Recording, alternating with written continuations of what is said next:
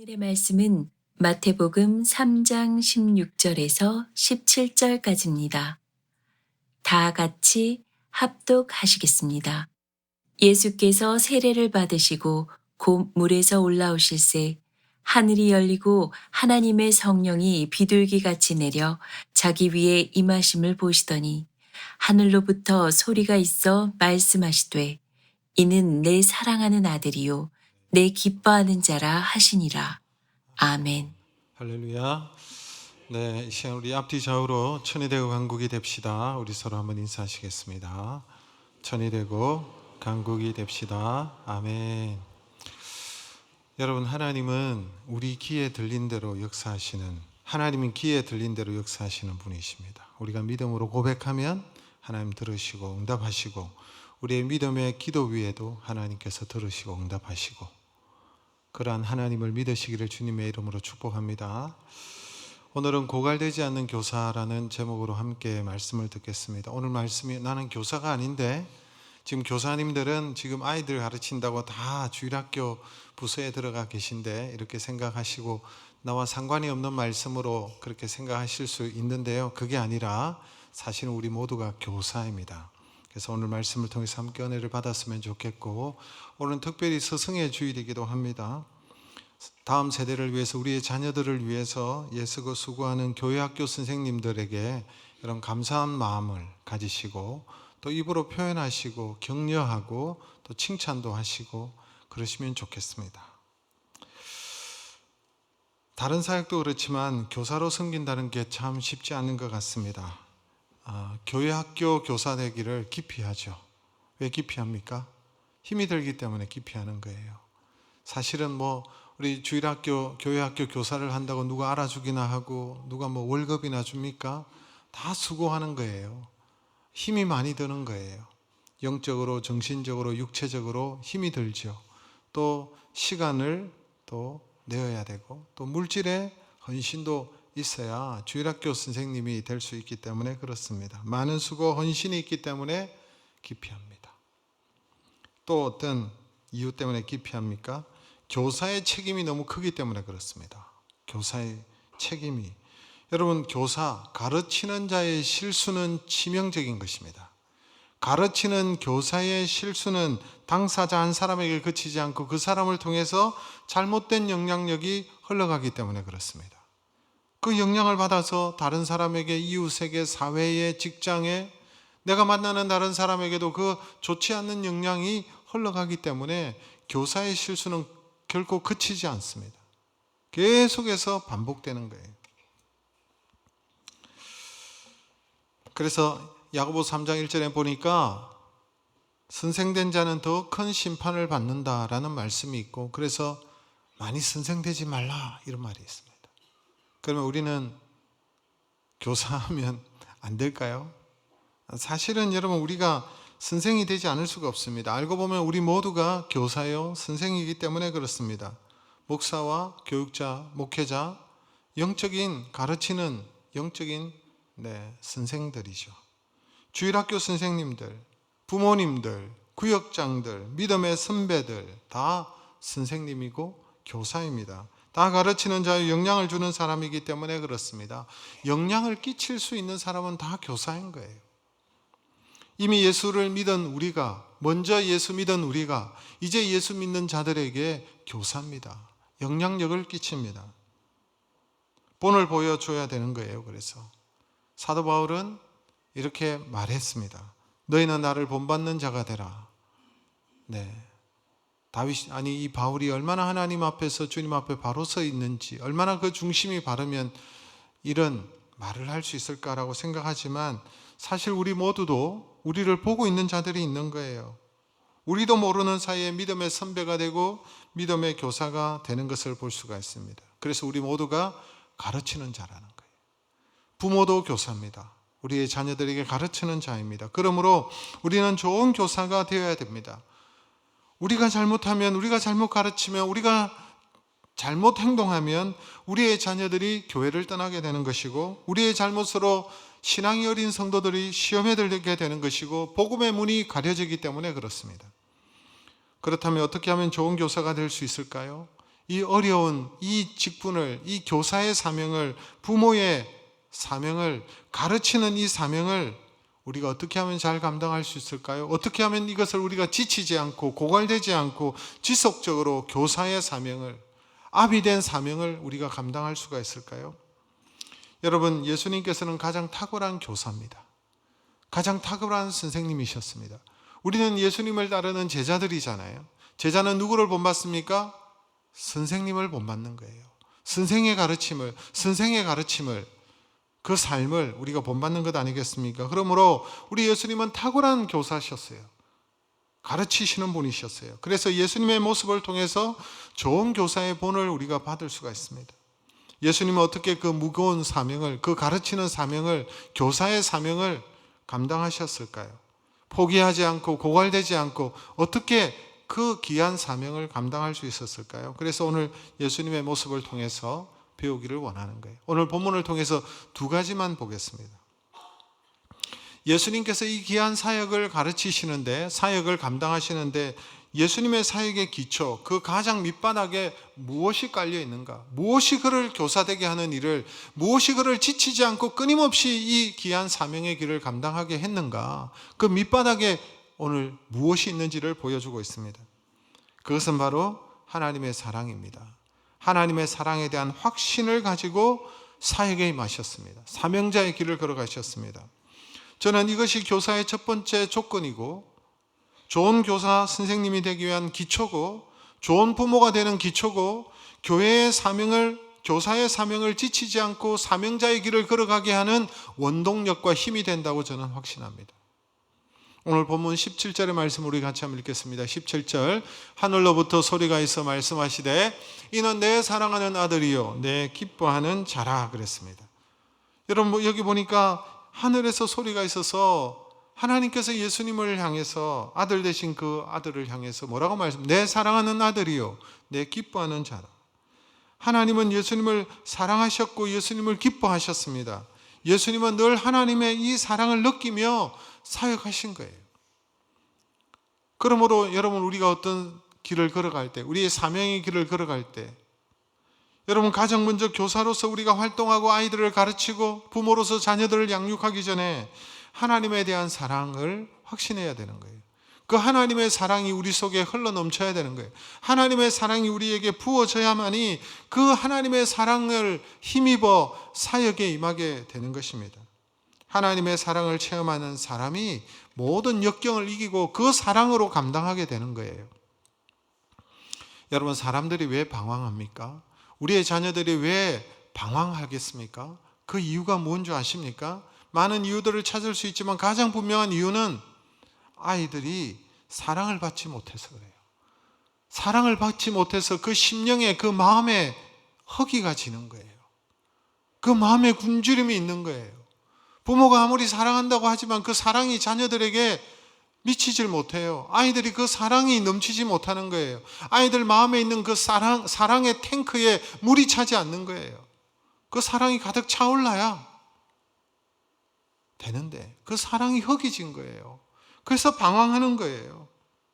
그 굶주린 가슴을 채우려고 노력하고 밖에 나가서 엉뚱한 짓을 하고 그러는 거예요.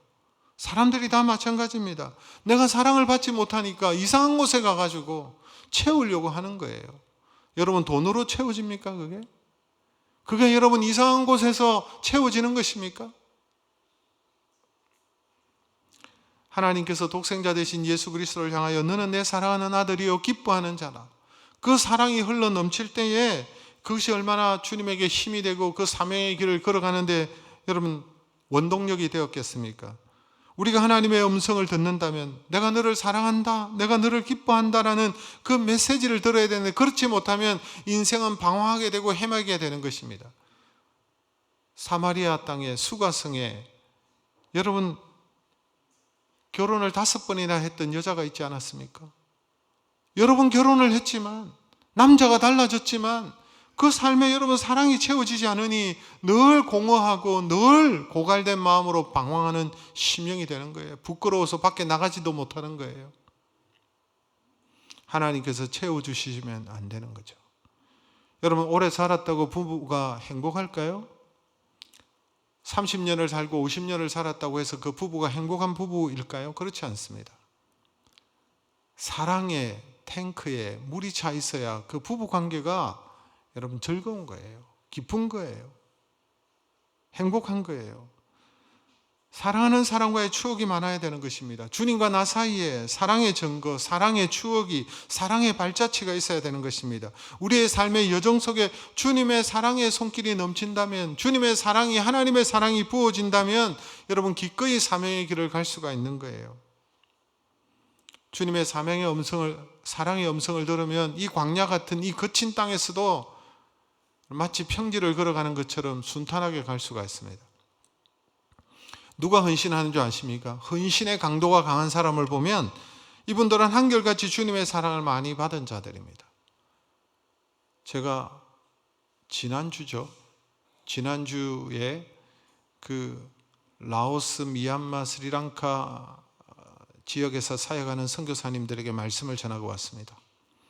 그 선교사님들 다시 선교지로 들어가시더라고요. 특히 그 미얀마 땅에 지진이 났잖아요. 내전이 일어나서 싸우고 있고 지진이 무너져서 공식적으로 5,000명이 죽었다고 하는데 국가 발표가 그렇습니다. 그런데 비공식적으로 엄청나게 많은 사람들이 죽었습니다. 만달레이 지역에 우리 교회가 선교하는 그 삐눌린이 만달레이 주 안에 있는 하나의 시티, 도시입니다. 그곳에서 사역하는 선교사님이 집이 무너지고 모든 것이 무너졌음에도 불구하고 다시 그 땅으로 들어가는 거예요. 왜 그럴까요? 그 주님의 사랑을 경험하고 그 하나님의 그 사랑이 넘치니까 헌신의 자리로 다시 들어가게 되는 것을 보게 됩니다. 우리 예수님이 무엇으로 십자가를 지셨나요? 무엇으로 그 사명을 끝까지 감당하셨나요? 하나님의 사랑에 대한 확신입니다. 마지막 십자가를 지시기 전에 감난산에서 기도하셨잖아요. 할 수만 있는 대로 할 수 있다면 이 잔을 내게서 지나가게 해달라고 우리 예수님이 하나님께서 하나님 앞에 기도했는데 마지막에는 내 뜻대로 마옵시고 아버지의 뜻대로 하소서, 아버지의 뜻대로 하시라고 그렇게 하나님께 맡기는 것을 볼 수가 있습니다.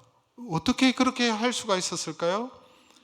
이유는 하나님의 사랑이죠. 하나님을 믿었기 때문에, 하나님이 나를 사랑하시기 때문에, 하나님의 그 사랑을 음성을 듣고 하나님이 나를 사랑하신다는 것을 경험했을 때 사명의 길로 갈 수 있는 것입니다. 그게 바로 여러분 교사의 길을 갈 수 있고 부모로서 끝까지 감당할 수 있는 지치지 않는 원동력이 여기에서 생기는 것입니다. 사도 바울의 이런 고백이 있지 않습니까? 사도행전 20장 24절 말씀 같이 읽습니다. 내가 달려갈 길과 주 예수께 받은 사명 곧 하나님의 은혜의 복음을 증언하는 일을 마치려 하면은 나의 생명조차 조금도 귀한 것으로 여기지 아니하노라.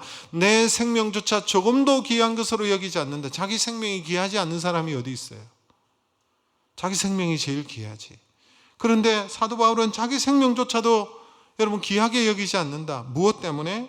하나님의 은혜의 복음을 전가하는 이 사명의 길을 걸어갈 때 이 사명에 나는 내 자신을 다 드리겠다는 거 아니겠습니까?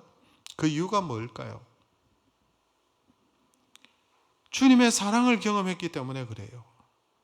사도 바울이 원래 예수 믿었던 사람 아닙니다. 예수 믿는 사람을 핍박하고 예수 믿는 사람들을 잡아 죽이는 데 일에 앞장섰던 사람이지만 그러나 하나님의 사랑을 체험한 거예요.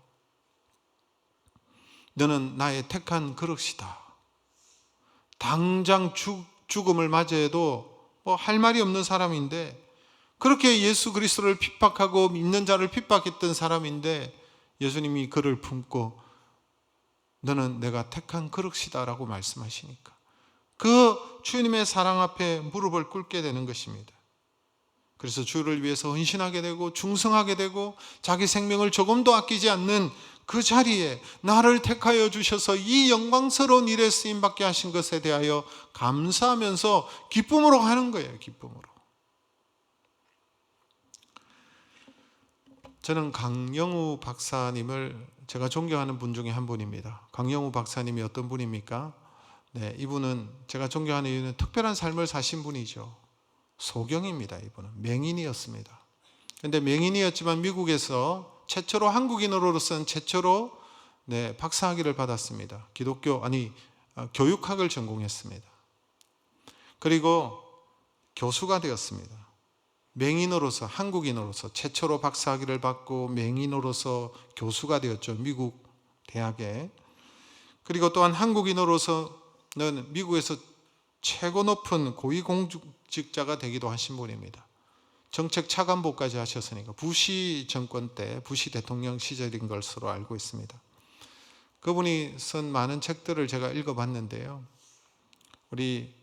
우리가 오르지 못할 산은 없다라는 책에 보면 놀라운 내용이 있습니다. 우리가 오르지 못할 산은 없다. 이 책이 지금 절판이 되어가지고 안 나오던데요. 제자 훈련을 하면 여름 방학 때 꼭 읽는 책이기도 합니다. 근데 이 책에 보면 둘째 아들 진영군에 대한 얘기가 나타나고 있습니다. 둘째 아들 진영군이 중학교 1학년이 될 때에 처음으로 숙제를 받았습니다. 가장 존경하는 사람이 누군지를 쓰고 그 이유를 쓰는 내용의 숙제를 받았습니다. 진영군은 조금도 망설이지 않고 내가 가장 존경하는 사람은 마이클 조던이다 라고 그랬습니다. 마이클 조던, 여러분 농구 선수죠? 스포츠 천재. 그래서 이 사람을 가장 존경하고 이 사람이 왜 자신이 존경하는지 이유를 써냈습니다. 근데 조금 철이 들고 중학교를 졸업하는 중학교 3학년 때 공교롭게도 똑같은 숙제를 받았습니다. 존경하는 사람이 누군지 써라는 것이죠. 그때 내가 존경하는 사람, 그때 진영군은 존경하는 사람이 바뀌어졌습니다. 더 이상 마이클 조던이 아니었어요. 내 아버지를 가장 존경한다고 썼습니다. 맹인의 핸디캡을 딛고 일어나서 미국에서 가장 존경받는 사람 50인 중에 한 사람으로서 수많은 어두운 사람들에게 빛을 전하고 있는 그의 아버지가 얼마나 자랑스러운지 나의 아버지를 가장 존경하는 사람으로 썼습니다. 그런데 이야기는 거기서 끝나는 것이 아니라 좀 더 시간이 흐른 후에 진영군이 이렇게 쓰고 있습니다. 만약 나에게 똑같은 제목으로 다시 글을 쓸 수 있는 기회가 주어진다면 나는 존경하는 사람이 또 바뀔 것 같다. 이번에는 틀림없이 나의 어머니가 될 것 같다. 내가 좀 더 철이 들어서 생각해 보니까 우리 아버지가 그 어둠의 시간을, 그 공고한 시련의 시간을 견딜 수 있었던 이유는 그것은 엄마의 사랑이었다. 아빠를 변함없이 사랑해주고 격려해주고 그 곁에 머물러서 아빠의 눈이 되고 아빠의 손이 되고 아빠의 발이 되었던 우리 엄마, 그러면서 우리 자식들을 훌륭하게 키워준 우리 어머니의 사랑 때문에 우리 아버지는 비로소 아버지가 될 수 있었다. 여러분, 이것이 바로 사랑의 힘입니다. 가족의 사랑의 힘입니다. 아내의 사랑으로 훌륭한 사람으로 세워질 수 있다면, 하나님의 사랑을 받고 그 하나님의 사랑에 대한 확신을 가질 수 있다면 얼마나 더 훌륭한 사람, 훌륭한 교사가 될 수가 있겠습니까? 그러므로 하나님의 사랑에 대한 체험이 있어야 돼요. 하나님의 사랑에 부어지는 그 하나님의 사랑을 경험하는 자만이 자신의 사명을, 자신에게 주어진 그 사명자의 삶을 지속적으로 감당할 수 있는 거예요. 날마다 하나님을 만나고 날마다 하나님께서 주시는 그 사랑의 은혜가 공급되어질 때 우리가 사명을 감당할 수 있습니다. 여러분, 실패한 사람이 다시 일어날 수 있는 경우도 마찬가지입니다. 내가 실패했지만, 아무리 좌절했지만 내 곁에 나를 붙들고 있는 따뜻한 사랑의 시선이, 나를 끝까지 믿어주는 그 한 사람이, 나를 사랑하는 그 사람이 있다면 이 사람은 얼마든지 다시 실패의 자리에서 일어날 수 있습니다. 아버지를 떠났던 탕자였던 둘째 아들이 거지가 되고 모든 것을 잃어버렸을 때 그가 아버지께로 다시 돌아올 수 있었던 이유가 무엇입니까? 아버지의 그 사랑을 믿었기 때문에 그렇습니다. 부족한 아들이지만 내가 가면 내 아버지가 양손을 벌려서 나를 맞아줄 것이라는 그 확신이 있었기 때문에 아버지를 생각하고 아버지의 집으로 다시 돌아가는 거예요. 베드로가 마지막에 예수님을 3번이나 부인하지 않았습니까?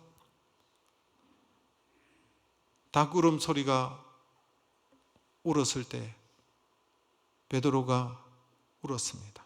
죄책감에 사로잡혔습니다. 주님이, 내가 이렇게 주님을 부인하는데 이제 주님은 나를 사랑하지 않으실 거야. 내가 무슨 낯으로 예수님의 제자라고 나설 수가 있나라는 생각을 가지고 실패감으로 자신의 고향으로 돌아갔습니다. 그런 베드로에게 주님께서 찾아가셔서 주님의 사랑을, 그 뜨거운 사랑을 느끼게 해주십니다. 새벽에 바닷가에서 잡혀온 갓 생선을 가지고 요리를 하시고 이 제자를 기다리고 있습니다. 베드로를 기다리고 있습니다. 그리고 베드로에게 밥 먹자 그러셨어요. 조반을 먹은 후에 예수님께서 시몬 베드로에게 묻습니다. 네가 나를 사랑하느냐라고 물으시죠. 이 말 속에는 중요한 전제가 담겨 있습니다. 그 밑바닥에는 무슨 전제가 있습니까? 나는 여전히 너를 사랑하는데 너도 나를 사랑하느냐라고 물으시는 거예요. 나는 여전히 너를 사랑하는데 너도 나를 사랑하느냐? 이 질문을 받았을 때에 베드로가 회복이 됩니다. 주님은 아직도 나를 사랑하시는구나. 나는 주님을 배반했는데 주님은 여전히 나를 기다리셨고 나를 사랑하시고 나에게 찾아오시는구나. 이것이 여러분 베드로가 그 실패의 자리에서 일어날 수 있었던 힘이었습니다.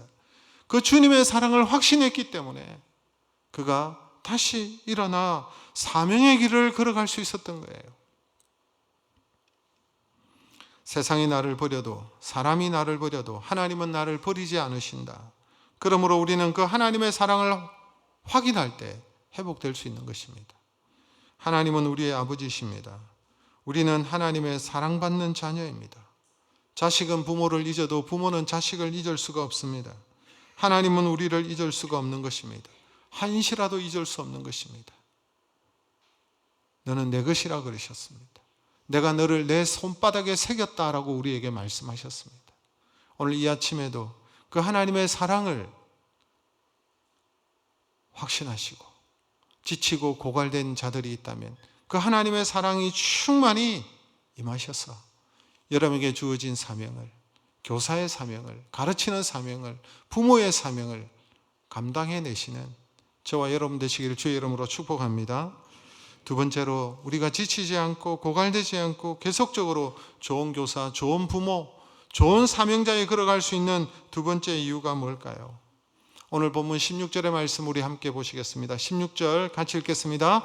예수께서 세례를 받으시고 곧 물에서 올라오실새 하늘이 열리고 하나님의 성령이 비둘기같이 자기 위에 임하심을 보시더라. 여러분, 이 장면이 어떤 장면입니까? 예수님께서 공적인 사역을 시작하시기 전에 요단강에서 세례 요한에게 세례를 받으시고 물에서 올라오실 때에 하늘의 문이 열리고 하나님께서 내 사랑한 아들이라 내가 너를 기뻐한다라는 하나님의 음성을 들었을 뿐만 아니라 성령이 비둘기같이 자기 위에 임하시는 것을 보았다라고 말하고 있습니다. 성령께서 예수님에게 임하신 것입니다. 우리의 참된 스승 되신 예수님께서 성령으로 충만하셨던 것입니다. 공적인 사역, 공생애를 시작하시기 전에 먼저 성령으로 충만하신 예수님의 모습을 볼 수가 있습니다.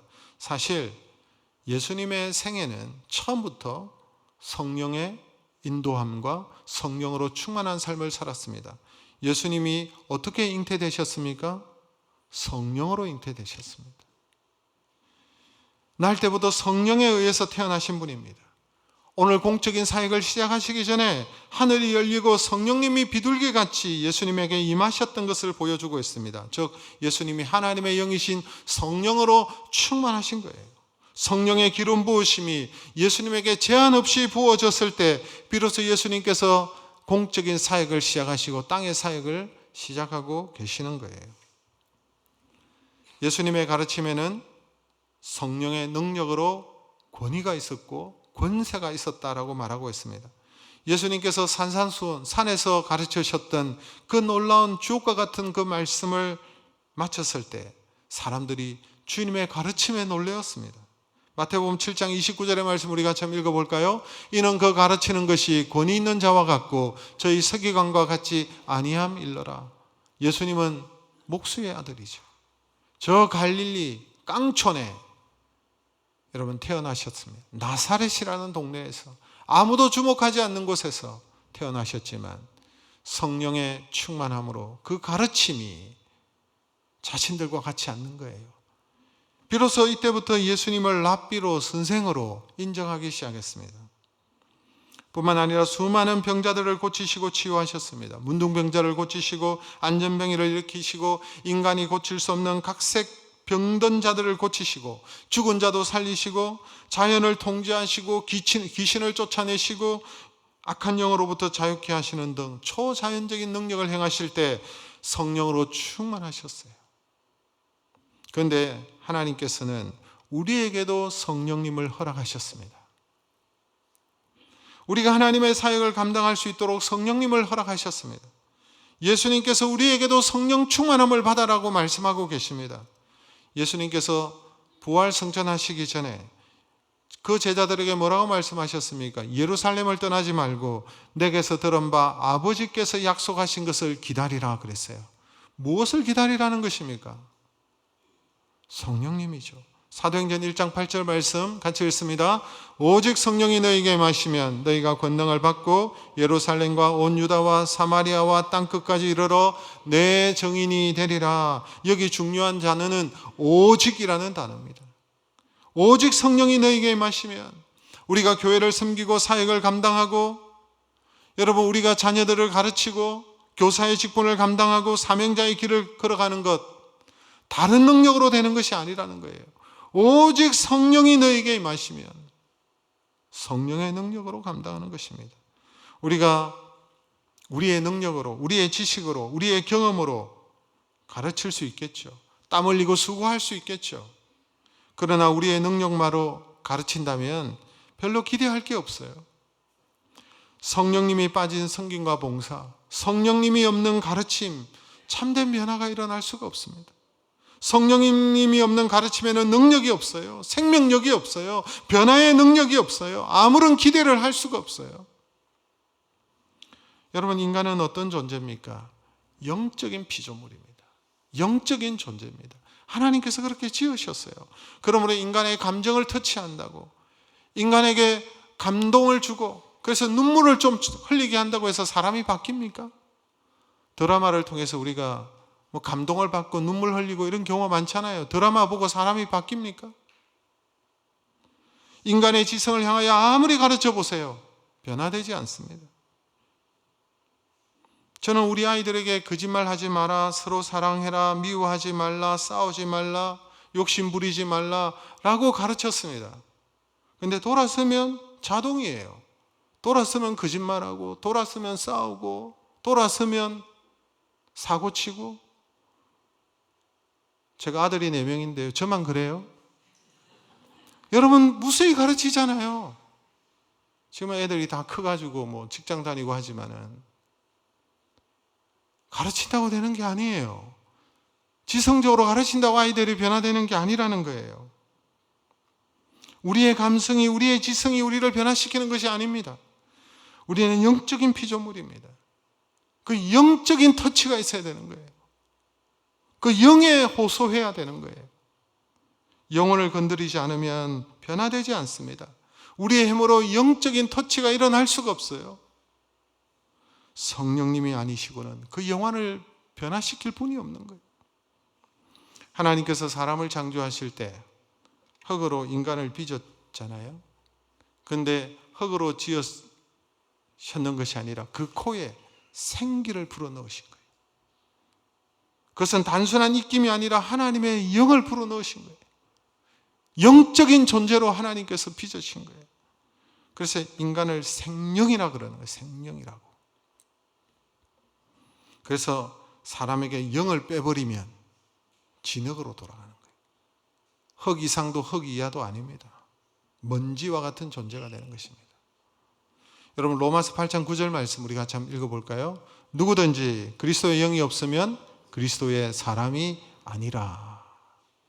그리스도의 영이 없으면, 그리스도의 영이 빠지면, 그리스도의 영은 성령님을 말하는 것입니다. 여러분 그리스도의 영이 없으면 참된 사람이 아닌 거예요. 살아있는 존재가 아닌 거예요. 죽은 존재와 같은 거예요. 에베소서 2장 1절에 보니까 죄로 말미암아 죄와 허물로 죽었던 너희를 살리셨도다 그랬어요. 에베소 지역에 있었던 사람들인데요. 그 사람들을 죄와 허물로 죽었다. 그런데 예수 믿고 그 영이 살아났다는 말이에요. 죄와 허물로 죽었던 인생은, 예수 믿지 않는 인생은 참 사람이 아닌 거예요. 있어야 될 하나님의 영에 빠져버린 거예요. 첫째 아담이 범죄한 이후에 인간의 영은 하나님의 형상으로 창조되어진 인간의 영적인 존재는 그 형상이 파괴된 것입니다. 하나님의 영이 아닌 악한 영, 사단의 영, 그 영에 사로잡혀서 살아가는 존재예요. 그러면 어떻게 되겠습니까? 인간의 힘으로는 안 된다는 거예요. 성령님의 역사가 없이는 우리의 영혼의 변화가 일어날 수가 없는 거예요. 성령의 역사만이, 성령의 기름 부으심만이 성령의 능력으로 감당할 수밖에 없는 거예요. 요한복음 3장 5절 말씀 같이 읽겠습니다. 사람이 물과 성령으로 거듭나지 아니하면 하나님의 나라에 들어갈 수 없느니라. 성령으로 거듭나지 않으면, 성령으로 다시 태어나지 않으면 하나님의 나라에, 천국에 들어갈 수 없다고 그랬습니다. 성령님을 통하지 않고는요, 우리가 죄를 깨달을 수 없습니다. 자신의 죄가 무엇인지 모르는 거예요. 여러분, 자신의 죄인이라고 인정하는 사람만이 예수 그리스도가 필요합니다. 예수 그리스도의 십자가와 예수의 보혈이 필요한 거예요. 자기가 의인인데 뭐 예수님 피 흘리심 무슨 소용이 있습니까? 내가 죄인이니까 주의 보혈이, 주의 은혜의 그 보혈이 필요하다고 고백할 수 있는 거예요.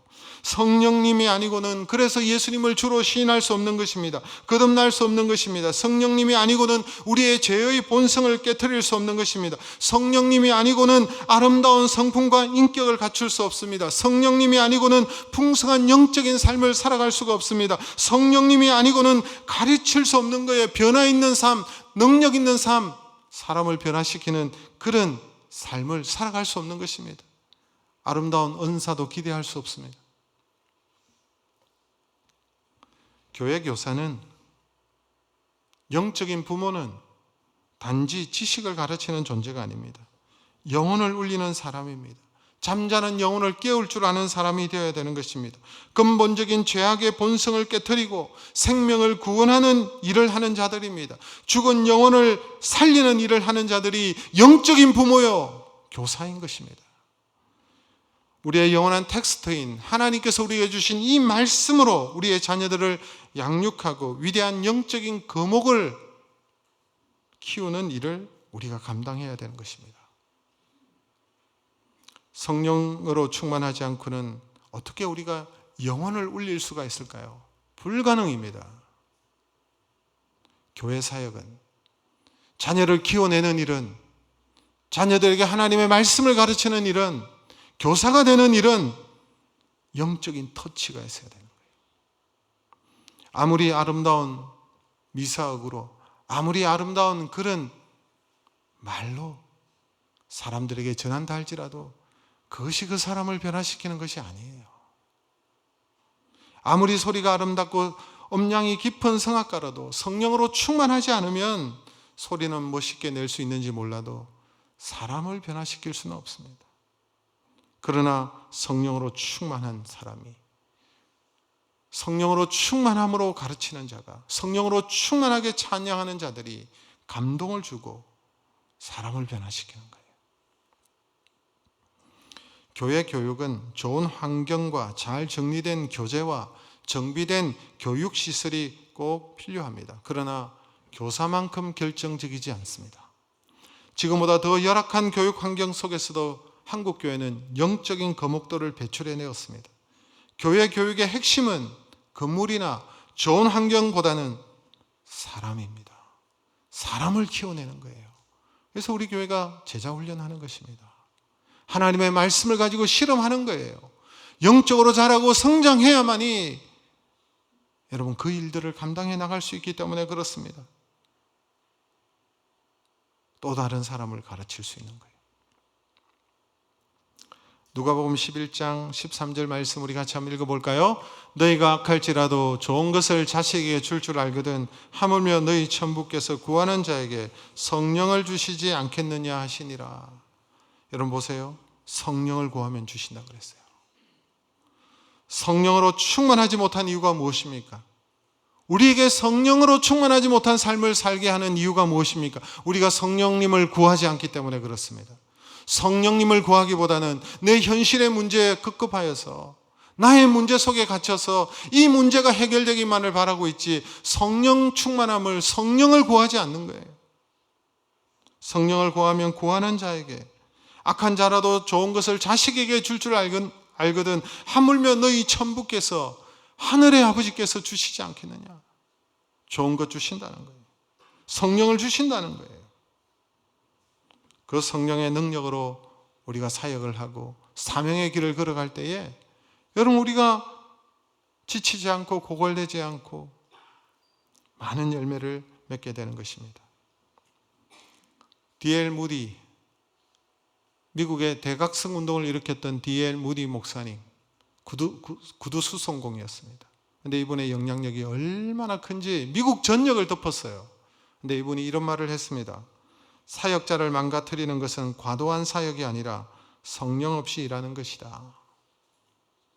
성령 없이 일하는 것이 사역자를 망가뜨리는 거예요. 성령 없이 자녀를 가르치는 것이 자녀를 바르게 가르치지 못하는 것입니다. 성령 없이 우리가 행하는 모든 일에는 크게 기대할 바가 없습니다.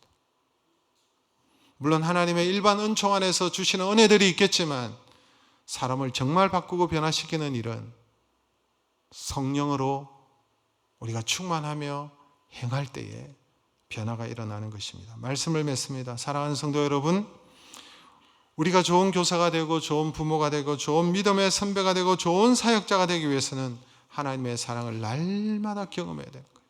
하나님의 사랑에 부으신 바가 있어야 되는 것입니다. 그 하나님의 사랑에 대한 확신을 가지고 우리가 이 길을 걸어가야 되는 것입니다. 하나님은 우리의 삶을 돌아볼 때 하나님은 끊임없이 우리에게 사랑을 베풀어 주셨어요.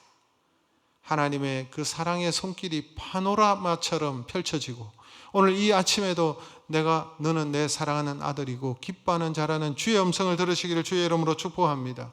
성령 충만해야 되는 것입니다. 주의 영으로 충만할 때 사역의 열매가 있고 기쁨이 있고 지속적으로 지치지 않고 고갈되지 않고 하나님 주신 그 사명의 길을 걸어가게 되는 줄로 믿습니다. 이러한 은혜가 고갈되지 않는 성령 하나님의 기름 부으심이 우리 교회 위에 부어 넘쳐지기를 주님의 이름으로 축복합니다.